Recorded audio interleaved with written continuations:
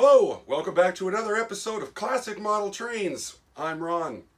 In my last episode about the KMT set, we had a feller that mentioned if you think that's pretty fancy, you should check out Aristocraft's stuff. Well, since I just reorganized the train display here on the back wall, I knew that I had an Aristocraft 10-wheeler. It's a Baltimore and Ohio Royal Blue steamer. It was donated to the channel by this feller right here. Lynn McCready from the HDM MRC High Desert Mountain Modular Railroad Club down there in California.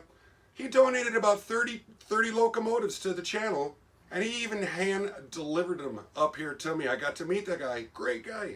Let's take a look at this 1958 release of Aristocrafts imported from New One models out of Tokyo, Japan, and get her running the rails once again.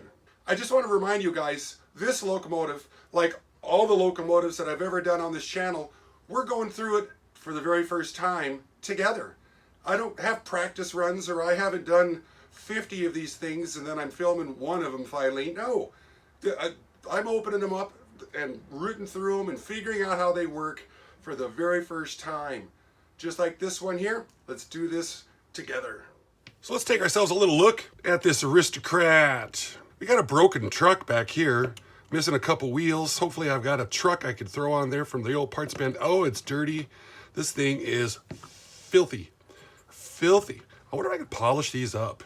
Boy, that'd really make it pop, wouldn't it? Holy moly, it's got a lot of fancinesses to it. Let's say it's got a Pitman motor screwed down inside of it. Wheels are absolutely disgusting. Oh, this thing is filthy dirty. Looks like the tender does some of the picking up. Sure. Just to be a hassle. I can't even test drive it. I gotta see if I have another truck laying around.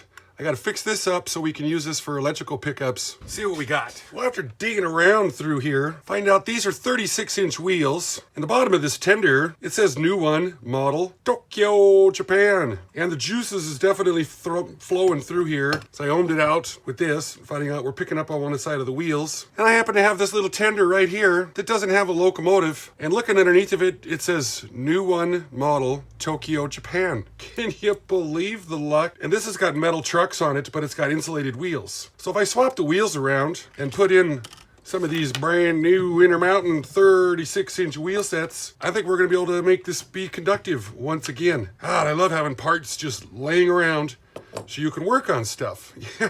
Yeah. So we're going to swap these trucks onto this one. You see they're very, very similar, but I want to, I want them to completely match. Oh, they're a little narrow. Dang it, now that ain't gonna work. Shoot, somebody's gonna pick up on that. And then the comments will just go insane. We need to find a wider tender. I got these old spring jobs, springy, and I know that they're usually conductive metal. I hate these, I pull them off lots of stuff. Maybe I could put those on. Well, any chance I had of finding any kind of different truck assembly, it fell through. So we're going to try to fix this one. And I'm going to do it with the old Cryo Ciano, the CA.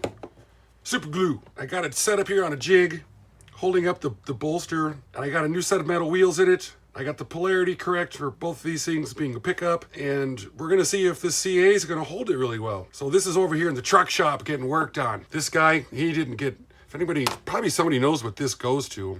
Obviously it's an Aristocraft, but the trucks, they're too narrow. We will continue on disassembling this little bugger. Now this guy here, I wish the glue would set up nice and fast so I can move it, because it's in the way. Oh sure, every time I even look at it. Wonder if I can use some of this Instaset. Spray it on there so we can get on with our project here. I glued that in the wrong spot, of course. And it needs a lot of Yeah. Goddamn. Let's get it more out of the way. I'm going to put it over here where it's going to be safe from my giant arms flailing about. I can see a screw down here. I can see that it's up over here into the body. I'm going to start with that one. Sure. Oh, yeah, nice. Now I can really work on just the body. And oh, this is filthy. Oh my God. Oh, and we're missing a screw right there. That's gonna be a tough little repair right there. It's not like people have these things just laying around. There might be a box of something somewhere that's got that in it, but oh, wish I would have figured that out a little sooner. Gotta say, it's kind of weird the angle that this bolt is in right here. Looks like it might have gotten dropped, because you'd think that that drawbar would be, yeah, see, because it's holding it down at an angle. This might not be a walk in the park. This motor's gonna come out of here, this big bolt. See, it's screwing it in right there. Looks like we might have to desolder something. What a monster. Got ourselves a screw here. Yeah, that loosened her up. I felt the motor give way on that one. So there's that little feller. Couple screws down in here, which I'm sure is holding this axle plate in. Yeah, number 2. Yep. Oh, gosh. Funky. And screw right here to take the steam chests off. Well, this thing just comes right apart. Just get in there and do it. Oh.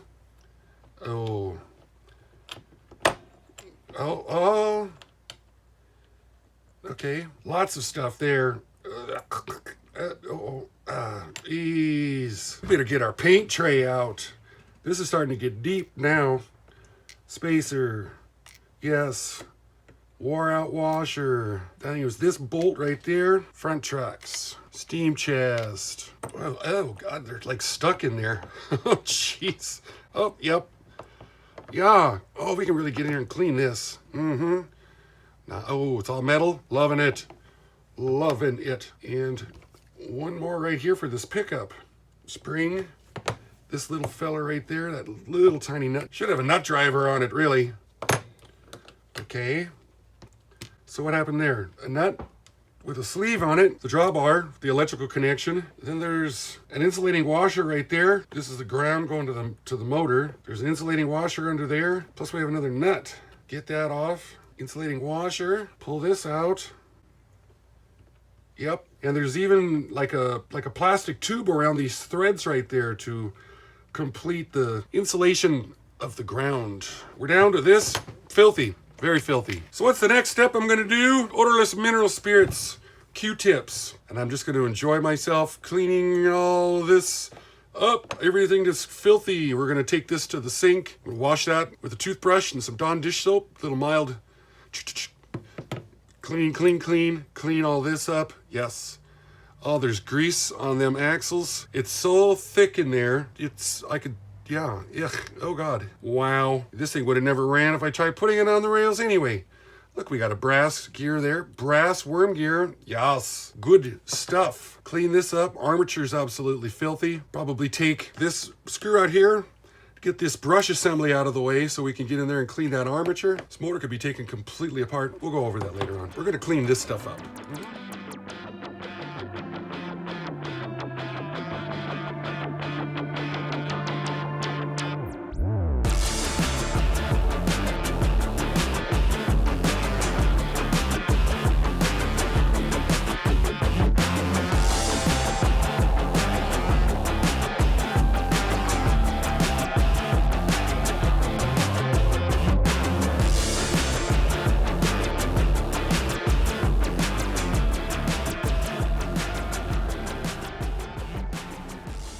Let's stop real quick and do a little backstory on Aristocraft. Initially called Aristocraft Distinctive Models. Founded in 1935 by a couple fellers named Nathan and Irwin Polk out of Newark, New Jersey. Their initial offerings included buildings and models in HO and O scale. Aristocraft, they were importing stuff.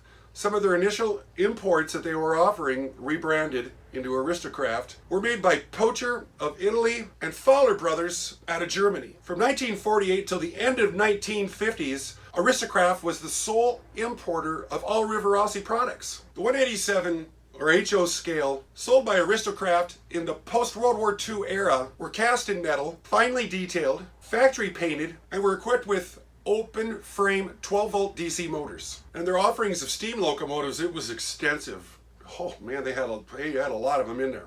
A few of the HO locomotives, including this 1958 release of the 460, the B&O, the 1960s model of the 060, Uncle Tom, old-time tank switcher, a 2662 Great Northern locomotive, and the Economy Series 040 saddleback switcher were the ones that were imported and produced in Tokyo, Japan by New One models. In the late 1950s through the 60s, Aristo would become the largest importer and producer of O-gauge locomotives and rolling stock in the world. Sadly, on December 31st, 2013, Aristo had to close its doors due to a decline in interest in the hobby. And lost another one, dang it. Well, after about an hour of cleaning, we got her whooped into shape.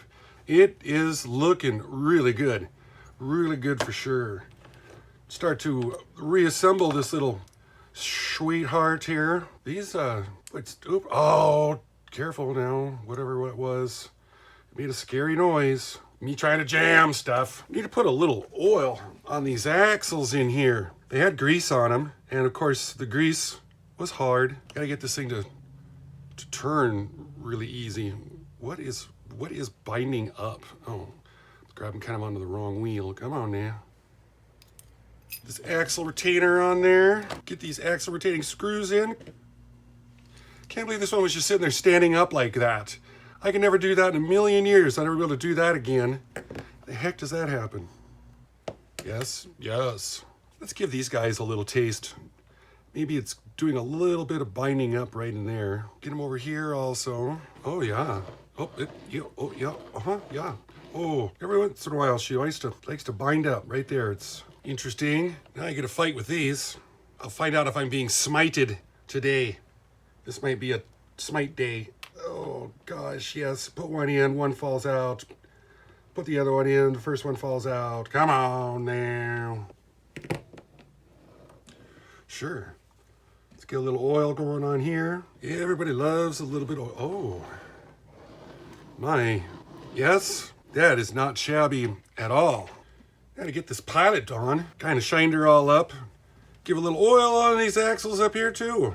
A little less than too much. Some guys just oil the heck out of stuff, and then it just makes a mess out of everything. Of course, I took it off and paid absolutely no attention because it kind of fell apart, if you remember. There I was. I pulled one screw out and then whammo. That's interesting. Oh, easy. Spring, trucks, this washer, this nut. That washer seems to be a little smaller than I would like to see. It needs to be, see, it kind of falls in behind this truck here. We need like a washer that's just a little bit bigger. Uh-oh, my batteries are going dead on my lighting. Dang it. That's what I get for not charging them up. We do need to find a bigger washer. Yes, that one's more better, for sure. We're gonna take that and tighten it all the way down. This screw is threaded into the frame, which holds the steam chest on. You take the truck off, so I can take this and I can tighten it all the way down. I need to get a little nut driver set for doing this. Yeah. We want silky smooth. Likes to bind. Yeah. Pretty happy with that. Oh, no, I'm not happy anymore. It's because we really need that screw right in there. So this motor here, let's say we get into it. There's screws on it. I want to take it apart. This one here is holding on the brush holders. Oh, yeah. Ick. This magnet, it's already loose. There's a felt in there for oiling up that back armature bushing. And there's a felt up there for that front one too. Nice. Now there's really no reason for me to pull the armature out. Is there? Maybe. If I take this magnet out and I put it in upside down, is that going to make it change polarity so the engine runs backwards? Maybe. So I will go like this just so I don't blow it. One screw there. One screw there. Oh, and they're different too. One's countersunk and one is not. Thrust washer. Ah, nice. Felt pad. Even got ourselves a thrust washer up in here. Yes. It's one of the good ones right there. Ah, fantastic. A little more odorless mineral spirits to whoop this into shape. Clean this off like, oh, fuzz. Yep, there's always fuzz. Commutator's got a lot of filth on it. Not surprising. Let's get this armature frame cleaned up here. Get all this old grease out of it. Ugh, yeah, goodness. That's a little tough to clean there. They sure like to drill their holes off center. Where did he go? Oh, there he is. Bound and determined to try to lose it. Fiberglass pencil on this commutator. And these brushes probably got a little bit of Scooby on them too, so try to get in. Oh, yeah, yep, sure. Yep, don't want that on there. Blah. Let's get all this put back together. Thrust washer back here. Oh, now. Get that in there. Countersunk up here. The other one right down under here. Taste of oil right there. Plus we could put some in the wick. Give a little taste down there. Plus we could put some on the wick. Get our little magnet back in there. Sure. Oh, that's smooth. Spread these guys open. Get it in there. And we'll bolt them on too. We're going to oil our bushings. We're going to grease our gears. Super lube. This big long one came down through this side. Before we do that though, we need to put our hitch pin in. Sometimes when I take things apart, I don't remember. It takes me a little while to figure it out. We got this drawbar put in there like she's supposed to be. Pivots back and forth. It's got the isolating washers on it. Motor's bolted back together. Only one screw holds our power plant in place. This little feller right there. Put him in there, clamp it down. Oh, yeah. Oh, look at that. I did all this work to put that on, and I neglected to put this one in here and on. So now I get to take all this apart, and I get to do it again. Good times. The first 460 locomotive built in the United States was the Chesapeake, built by Norris Locomotive Works, built for the Philadelphia and Reading Railroad in March of 1847. Throughout the 1860s and the 1870s, the demand for the locomotives with the 460 wheel arrangement really grew. They were running around with the 440s, and they weren't that fast, and they didn't get, they wanted more power. Oh, yeah. The 460 locomotives typically referred to as just a 10-wheeler. It's the only locomotive out there with all the classifications that white wheel arrangement of 460 is just simply referred to as the 10-wheeler. As locomotives back then, they were pulling lightweight trains of passenger cars made out of wood and freight cars. These locomotives could easily reach over 100 miles an hour. Very efficient. In the mid-19th century, this wheel arrangement of locomotive, the 460, it became the second most popular wheel arrangement in locomotives, and over 16,000 of them were built. They were used in both services of passenger and freight. The 10-wheeler, with its four-wheeled leading truck, it gave good stability at speed and allowed for a longer boiler. And the lack of a trailing truck on it allowed for really good adhesive traction on the drivers. The one downside of the 10-wheelers is the fact that the firebox was really quite small. They come around and invented the Pacifics with the 4.6 two-wheel arrangement, so it had a trailing truck underneath the boiler. It allowed for a larger boiler, which allowed for greater speed and pulling power, and that's kind of what killed off the 10-wheelers. Got the old tender feed hooked into the drawbar and the ground up here on the motor, and here she is just running away.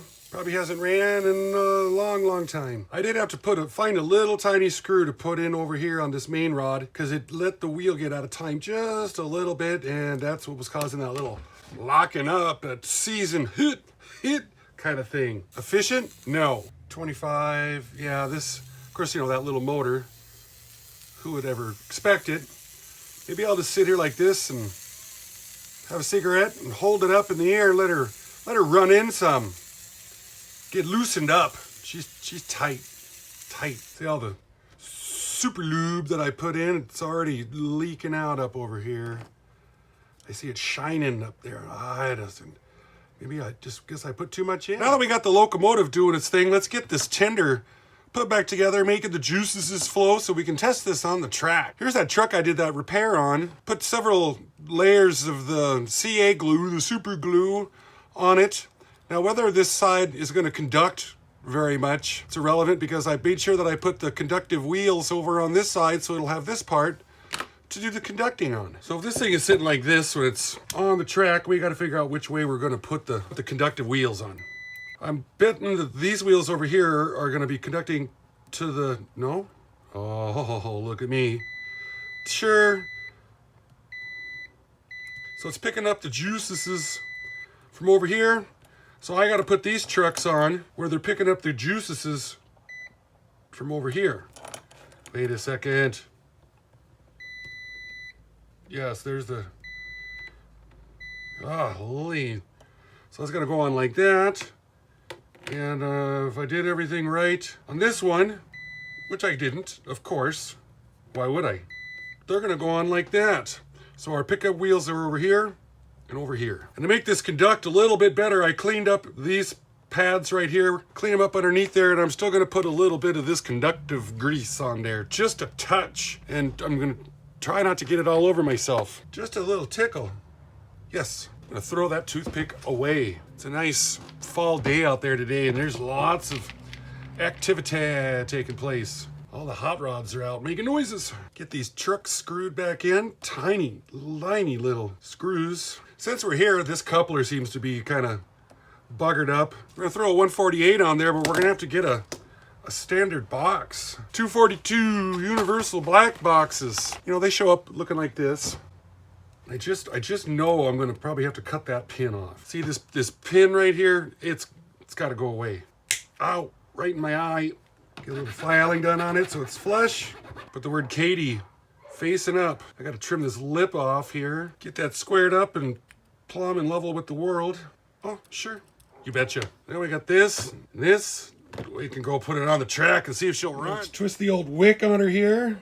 Oh, wait, something, yep. Stuff's happening. Well, that's not bad at all. Sure. A little hesitation there. She doesn't like to get going. Off. Rolling it up, rolling it up. Oh yeah. So we're about 5 volts when that happened. That's unfortunate. Yeah, she wants some juice to get going. 2.5, 3, 3.5, 4, 5. We're almost at 7.5. Yeah, you rotten booger. I think I might loosen up the more it's used, though. It's heavy. It's a heavy bugger. Let's get that body put on it. Another fun fact for you. Why is this thing called a Royal Blue? The Royal Blue was the Baltimore and Ohio's leading flagship passenger service train, offering service between New York City and Washington, D.C. Even before the Baltimore Beltline project was finished, the B&O Railroad launched a service July 31st, 1890. These were powered by the 460 steam locomotives, having, really large 78-inch drivers. The B&O's passenger service could occasionally reach up to 90 miles an hour. And then after the Baltimore Beltline project was completed, travel times from New York City to Washington, D.C., it was reduced to 5 hours compared to the 9 hours that it used to take. The trains were noted for their elegance and beauty. The parlor cars, ceilings, and upholstery were covered in royal blue, and all the dining cars were covered in mahogany. And they had fancy food on there also, prepared by French chefs, and the names of the food, I can't even pronounce the words, so I guess, I don't know, duck, I don't know, calves that never touched the ground, something. It was fancy. B&O, they were losing money on their passenger route, and they ended up seceding their passenger service to the Pennsylvania Railroad, discontinuing all passenger service north of Baltimore on April 26, 1958. And with this ending up bringing the Royal Blue to be delegated to nothing but the history books. More sadness. God, all these stories just end in total sadness. God, I can't believe it. I couldn't help but notice that a lot of these brass pieces, here, they come off. There's screws underneath there. And if they can come off, I could polish them.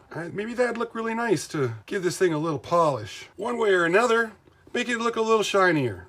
Just because, I guess. Look at this bell. Even ding moves. It, holy schmoly. I don't know if I'm gonna be able to polish that one though. Do you want to mess with it? What do? Oh, this is gonna be way too nice for me. Apparently my Dremel kit here, it's got little polishing pads and it's got polishing compound in it. Took that off. I set this on speed number 2.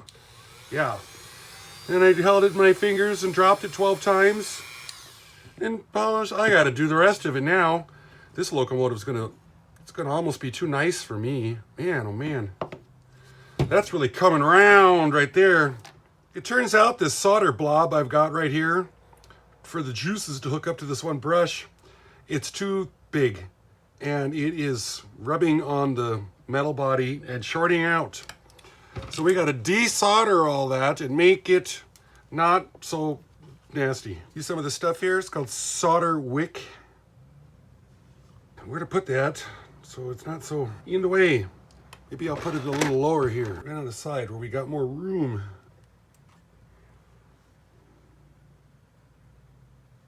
Yes, okay. I'm hoping that's going to work a little better.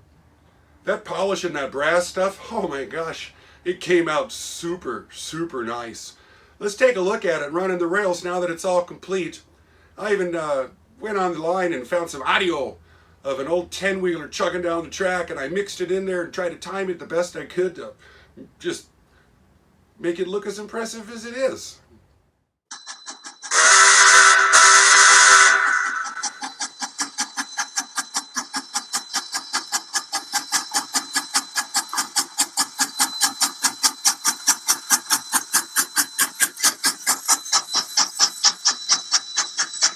I figured I'd make up a contest of it, of period correct cars, but of course the road names aren't right, so don't give me a bunch of hassle about that.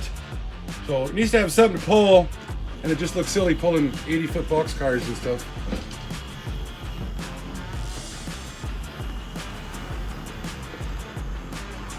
I'd have to say that's a pretty dang good little job right there.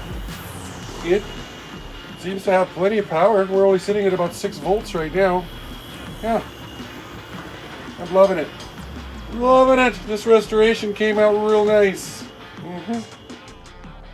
Glad to have another one running the rails once again. Another one for the books. Want to thank all the 33%ers that are out there that stuck around till the end of the video. Love you guys. I'm Ron with Classic Model Trains. Thanks everyone so much. Bye-bye.